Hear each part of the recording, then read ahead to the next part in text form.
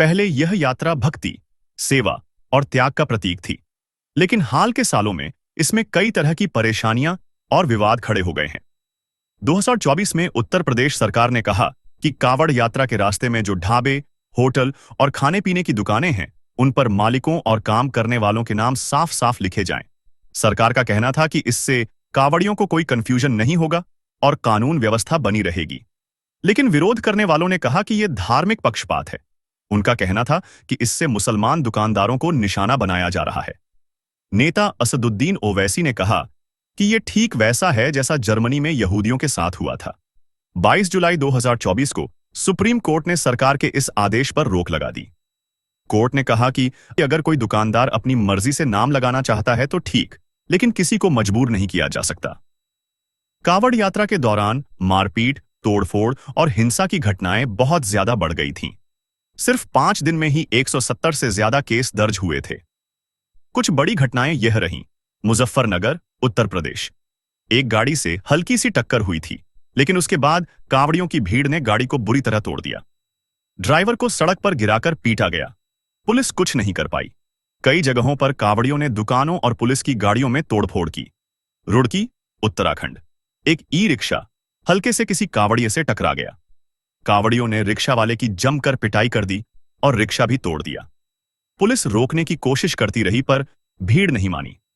मेरठ, उत्तर प्रदेश। एक school bus Delhi road पर कावड़ियों से टकरा गई। 4 कावड़िए बुरी तरह घायल हुए। इसके बाद कावड़ियों ने बस के शीशे तोड़ दिए और खूब तोड़फोड़ की। पुलिस ने बड़ी मुश्किल से भीड़ को शांत किया। कानपुर, उत्तर प्रदेश। यहां एक कावड़िया गिर गया था। उसके बाद कावड़ियों की पूरी टोली बेकाबू हो गई। उन्होंने पुलिस वालों से मारपीट की, अपशब्द कहे और थाने में घुसकर हंगामा किया।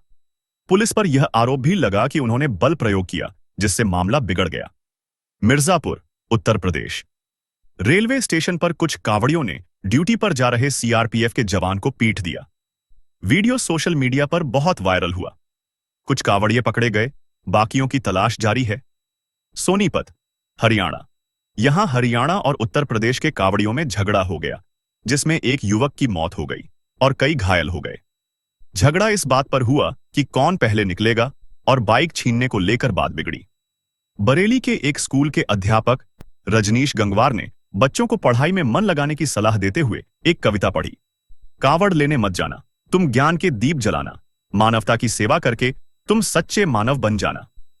इसका वीडियो वायरल हो गया और कुछ हिंदू संगठनों ने इसका विरोध किया। उन पर एफआईआर दर्ज की गई।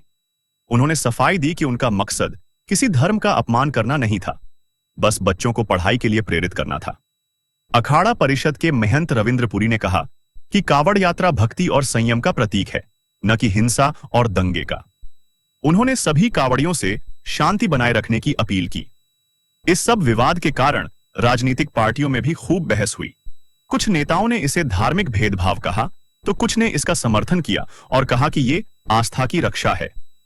अब असली सवाल ये है, क्या हम धर्म और आस्था के नाम पर कानून को हाथ में ले सकते हैं?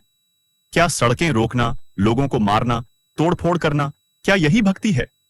जरूरत है कि कावड़ यात्रा को उसकी असली पहचान, यानी भक्ति, सेवा और शांति वापस दिलाई जाए। इसके लिए जरूरी है सख्ती से कानून लागू किया जाए। नेता लोग धर्म की राजनीति करने से बचें। समाज में समझदारी और भाईचारा बढ़ाया जाए। कावड़ यात्रा एक बहुत ही पवित्र परंपरा है। अगर इसमें हिंसा और अराजकता आने लगी तो समाज में टकराव बढ़ेगा और असली भक्ति की भावना भी धीरे धीरे खत्म हो जाएगी। हम सबकी जिम्मेदारी है कि इस यात्रा को शांति और अनुशासन से पूरा किया जाए। इस वीडियो को ज्यादा से ज्यादा शेयर करें और नीचे कमेंट करके अपनी राय जरूर बताएं। क्या भक्ति के नाम पर किसी को पीटना या तोड़फोड़ करना सही है?